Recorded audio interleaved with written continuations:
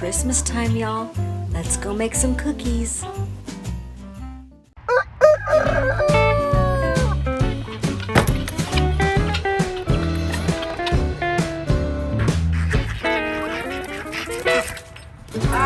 let's go make some food.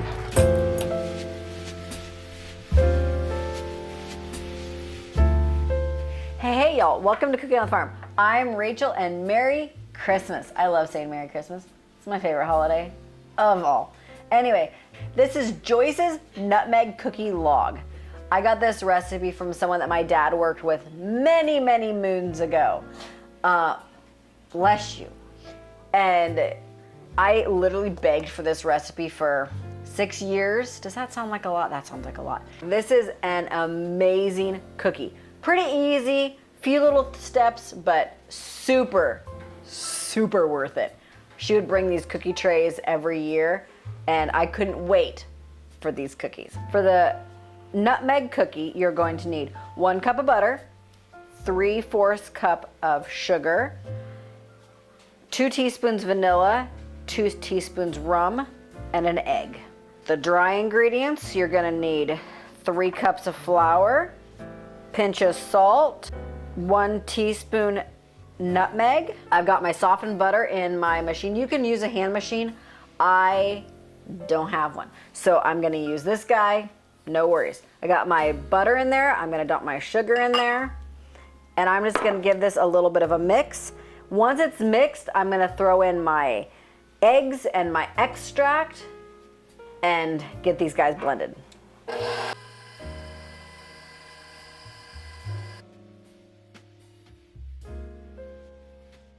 So I've got my flour in here. I'm gonna put my nutmeg in here. Remember not to dump things in one spot.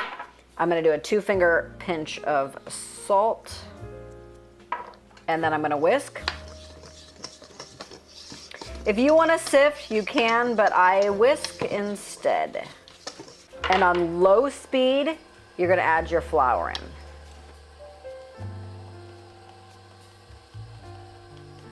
All right, it just came together, so I am going to scrape down my sides, one last zhuzh, and then I'm gonna put it on the counter. I have my dough ball out of my machine, and I was looking for a piece of parchment paper, and I couldn't find any. So anyway, I just have a little piece of silk pack because my counter is tile, and there's grooves, and it's a whole rigmarole. So what I'm gonna do is take off a hunk, and I'm going to shape this into a log. And you just, can get the kids in the kitchen for this. They love making snakes, right? Just say you're making a worm or a snake. This is about the size that you want. Then you're gonna cut it into whatever size. The recipe says 3-inch pieces. I always felt like that was a little bit big. I have a small mouth. I'm gonna cut them in about 1.5-inch size pieces, and I'm just gonna place them on my cookie sheet. They don't spread much, so you can get them kind of close together.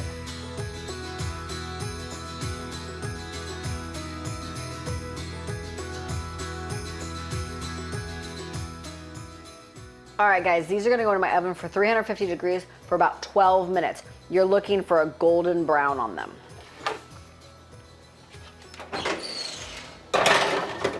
Because I'm doing these on 2 separate shelves, I'm going to switch them at about 5 minutes.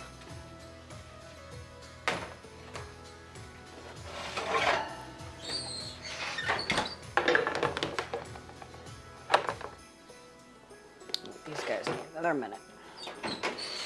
These guys are done. They are firm. They don't sink. Oh my gosh, they smell so good. You can cool them on the pan or on a cooling rack for about 20 minutes. For the frosting part, you're gonna need 3 tablespoons butter, a 1/2 teaspoon vanilla, 1 teaspoon rum, 2.5 cups powdered sugar, and 2 to 3 tablespoons of milk. And then after all is said and done, you're gonna sprinkle with a little bit of nutmeg. I sifted my powdered sugar because it was a little lumpy, and I kind of maybe sort of packed it into my glass container and it made lumps. So I sifted it. You do not have to. All right, so I have 3 tablespoons, maybe a touch more because I love butter, of softened butter, a half a teaspoon, but y'all know me, of vanilla, a full teaspoon of rum extract, and I'm gonna start with 2 tablespoons of milk. I realized, y'all, I've been lying to you guys this whole time. I have one of these, so I don't know how well this is gonna work.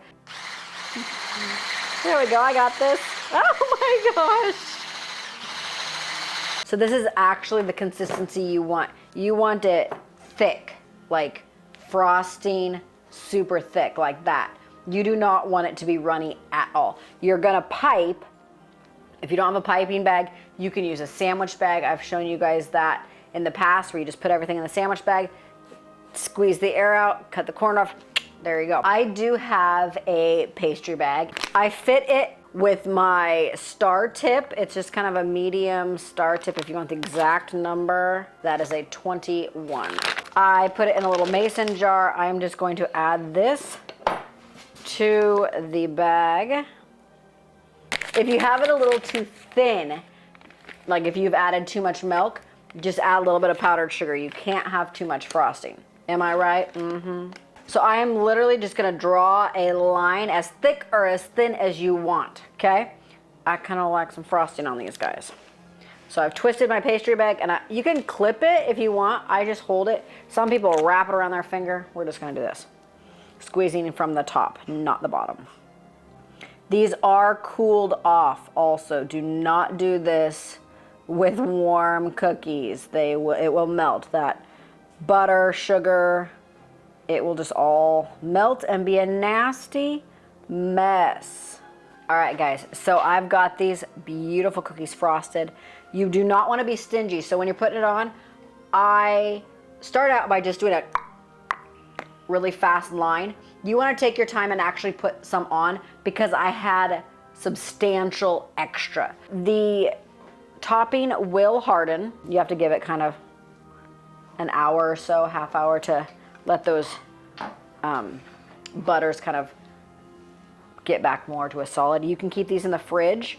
They'll last longer. Obviously, you have butter in here, things like that. I like to keep them in the freezer so that they just stay fresh. In the refrigerator, you're looking at just a couple days because they get stale and kind of, so you're just gonna make it snow with nutmeg.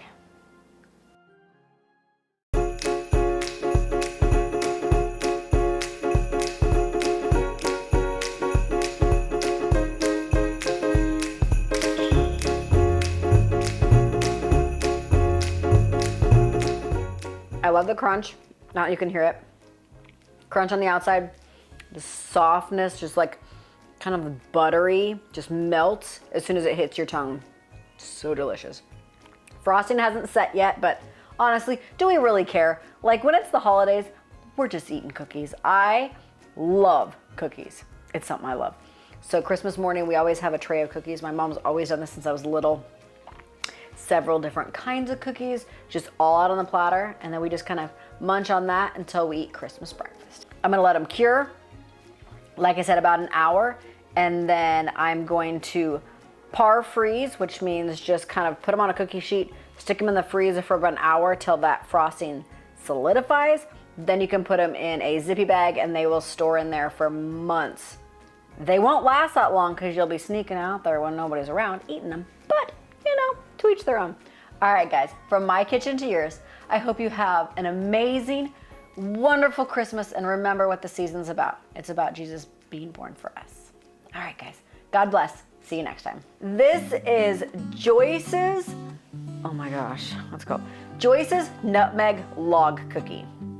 Cookie log. This is Joyce's cookie, oh my gosh, Nutmeg Cookie Log. Nutmeg, but the bigger the cookie, you can eat more and just say, oh, I had 2 cookies and they're like 6 inches long. So this guy got a little pudgy. I don't eat, oopsie. Woo! Now I'm scared. With my, oh, I gotta cut the tip off.